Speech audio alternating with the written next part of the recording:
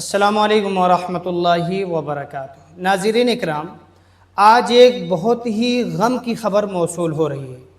بتایا جا رہا ہے کہ دعوت و تبلیغ سے تعلق رکھنے والے ایک صاحب کا آج اچانک انڈونیشیا میں انتقال ہو گیا ہے۔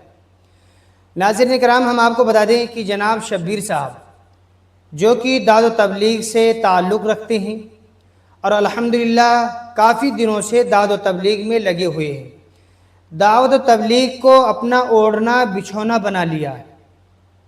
جب بھی تقاضا آتے تھے فوراً لبیک کہتے تھے۔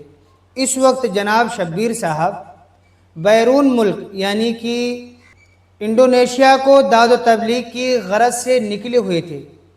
یہ 5 مہینے کے لیے اللہ کے راستے میں گئے ہوئے تھے، بڑے خوشی سے گئے ہوئے تھے، دین کو سیکھنے سکھانے کی غرض سے گئے ہوئے تھے۔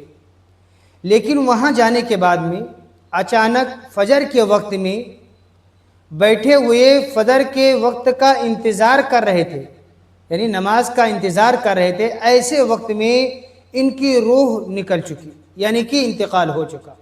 انا للہ و انا الیہ راجعون۔ ناظرین اکرام، ہم آپ کو بتا دیں کہ جو نیک لوگ ہوتے ہیں اللہ تعالیٰ ان کی روح کو بھی اسی طریقے سے نکالتا ہے، یا تو مسجد کے اندر میں سجدے کی حالت میں ہوتے ہیں، یا تو ابھی جیسے ایک واقعہ پیش آیا تھا کہ میوات میں تبلیغی اجتماع چل رہا تھا، ایک بزرگ تھے، ضعیف تھے، وہ اپنے ہاتھ کے اندر تسبیح لیے ہوئے تسبیح پڑھتے پڑھتے اس دنیا سے رخصت ہو گئے۔ جب وہ انتقال کر گئے پھر بھی ان کے ہاتھ میں تسبیح تھی۔ تو جب اللہ اپنے بندوں سے محبت کرتا ہے، اپنے بندوں کو چاہتا ہے، تو سجدے کی حالت میں اپنا ذکر کرتے ہوئے اس کے بعد میں روح نکالتا ہے۔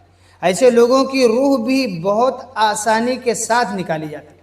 تو بہرحال یہ دعوت و تبلیغ میں گئے ہوئے تھے، دین کو سیکھنے سکھانے کے لیے گئے ہوئے تھے، لیکن وہاں جانے کے بعد میں یہی منظور تھا کہ وہ اللہ کو پیارے ہو جائیں۔